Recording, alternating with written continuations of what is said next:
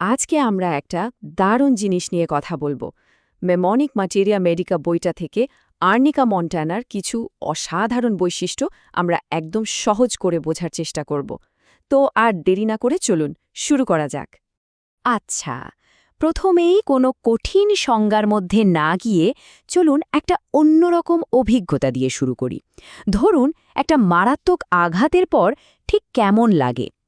আমাদের যে মূল বই সেখানে কিন্তু এই বিষয়টা খুব সুন্দর করে একেবারে চোখের সামনে তুলে ধরা হয়েছে। একবার শুধু কল্পনা করুন তো অবস্থাটা। আমাদের মূল বইটাতে এমন একটা ছবি আঁকা হয়েছে যেখানে ব্যথাটা এতটাই তীব্র আর শরীর জুড়ে এমন এক অস্থিরতা কাজ করে যে সামান্য ছোঁয়া লাগলেও মনে হয় যেন অসহ্য যন্ত্রণা হচ্ছে। শরীরটা যেন একেবারে ভেঙে চুড়ে গেছে। এই যে একটা গভীর অনুভূতির কথা বলা হচ্ছে, এটা কিন্তু শুধু শরীরের না, মনেরও। মানে শরীর আর মন দুটোই যেন একসাথে আঘাত পেয়েছে। আর এই দুটো দিকের প্রভাবটাই কিন্তু আর্নিকা মন্টানা নিয়ে আমাদের আলোচনার একেবারে কেন্দ্রে রয়েছে। তো স্বাভাবিকভাবেই একটা প্রশ্ন মাথায় আসে, তাই না? যে এত তীব্র একটা অবস্থার জন্য হোমিওপ্যাথিক শাস্ত্রে আখির প্রতিকারটা কি বলা হয়েছে? আর ঠিক এই প্রশ্নটা দিয়েই আমাদের আজকের আলোচনার মূল দরজাটা খুলে যাচ্ছে। চলুন তাহলে এবার সেই বিশেষ উদ্ভিদটার সাথে পরিচয় করা যাক, যেটা এই যন্ত্রণাদায়ক অবস্থার একটা প্রতিকার হিসাবে পরিচিত। আর হ্যাঁ, আমাদের এই পুরো আলোচনার ভিত্তি কিন্তু এই বইটা। এই বইটার একটা মজার ব্যাপার হলো এখানে কঠিন কঠিন বিষয় মনে রাখার জন্য খুব সহজ আর মজার সব কৌশল ব্যবহার করা হয়েছে, যেগুলোকে মেমনিক্স বলা হয়। তো এই বইটা বলছে যে কোনো রকমের শারীরিক আঘাত মানে চোটাঘাত লাগলে আর্নিকা মন্টানা হলো একেবারে প্রথম সারির একটা প্রতিকার। এখন আসল মজাটা হলো এর লক্ষণগুলো মনে রাখার জন্য বইটাতে একটা অসাধারণ কৌশল ব্যবহার করা হয়েছে, আর সেটা তৈরি হয়েছে এর সাধারণ নাম লিওপার্ডস বেনকে ভিত্তি করে। চলুন দেখি কিভাবে। দেখুন কি দারুণ ব্যাপার। লিওপার্ডস শব্দটার প্রত্যেকটা অক্ষর দিয়ে একটা করে লক্ষণ বোঝানো হচ্ছে। যেমন এল দিয়ে বলা হচ্ছে লেমনেস, মানে সারা শরীরে একটা খোঁড়ানোর মতো ব্যথা। ই দিয়ে এভরিথিং হার্ড, মানে রোগী যেই বিছানায় শোয় সেটাই পাথরের মতো শক্ত মনে হয়। খুবই অদ্ভুত একটা অনুভূতি। তারপর ও দিয়ে ওভার সেন্সিটিভ, মানে ব্যথার প্রতি সাংঘাতিক সংবেদনশীলতা। সত্যি মনে রাখার জন্য কৌশলটা কিন্তু অসাধারণ, তাই? আচ্ছা, এবার আসা যাক বেন অংশটাতে। এখানেও একই রকম। ডি দিয়ে ডেথলি কোল্ডনেস, মানে একেবারে বরফের মতো ঠান্ডা লাগা। এস দিয়ে সেজ নাথিং ইজ রং। এটা কিন্তু খুব ইন্টারেস্টিং। রোগী অসুস্থ কিন্তু মুখে বলবে আমার কিচ্ছু হয়নি, আমি একদম ঠিক আছি। এরপর বি দিয়ে বেলচিং বা দুর্গন্ধযুক্ত ঢেকুর থেকে শুরু করে ই দিয়ে ব্যথার চোটে ঠিকমতো হাঁটতে না পারা পর্যন্ত সব মিলিয়ে এই লক্ষণগুলো আর্নিকার পুরো ছবিটা আমাদের সামনে পরিষ্কার করে। বেশ, লক্ষণগুলো তো জানা গেল, কিন্তু আসল প্রশ্নটা হলো এই আর্নিকা জিনিসটা শরীরে গিয়ে ঠিক কিভাবে কাজ করে।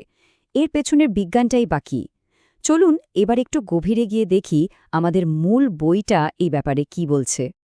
দেখুন, বইটা বলছে যে যখন কোথাও আঘাত লাগে তখন রক্তনালীর মধ্যে দুটো প্রধান ঘটনা ঘটে।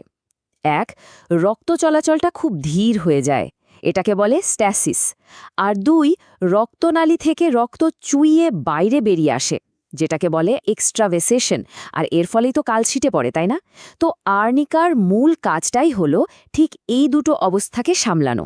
বইটা আরও বলছে যে আর্নিকার এই যে এত ক্ষমতা, তার পেছনে কিন্তু কিছু সক্রিয় উপাদান রয়েছে, যেমন হেলেনালিন আর ফ্লাভোনয়েড।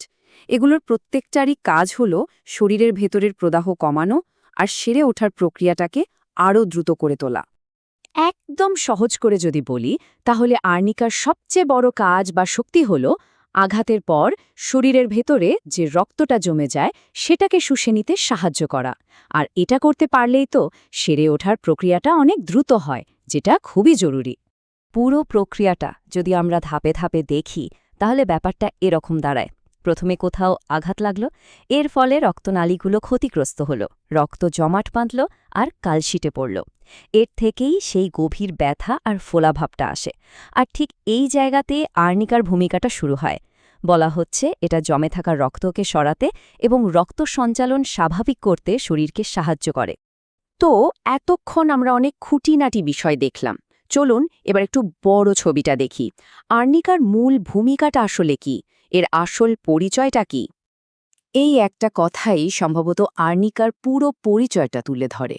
এটা এমন একটা প্রতিকার যা আঘাতের পর শুধু রক্তনালীই নয়, পেশিগুলোকেও সারিয়ে তুলতে সাহায্য করে। তাহলে শেষ পর্যন্ত আমরা কি বুঝলাম? আর্নিকাকে এমন একটা সহায়ক হিসেবে দেখা হচ্ছে যা কিনা আঘাতের গভীর প্রভাব থেকে শরীরকে তার নিজের ক্ষমতায় সেরে উঠতে সাহায্য করে। মানে এটা শরীরের নিজস্ব নিরাময় প্রক্রিয়াকে একটা সাপোর্ট দেয়। আর আমাদের মূল বইটা শেষমেশ একটা খুব গভীর প্রশ্নের সামনে আমাদের দাঁড় করিয়ে দেয়, যে কিভাবে একটা সাধারণ উদ্ভিদ শুধু শারীরিক যন্ত্রণায় নয়, বরং আঘাতের ফলে তৈরি হওয়া সেই মানসিক ধাক্কাটাকেও সামলাতে পারে। শরীর আর মনের এই সংযোগটা কিন্তু সত্যি ভাবার মতো একটা বিষয়।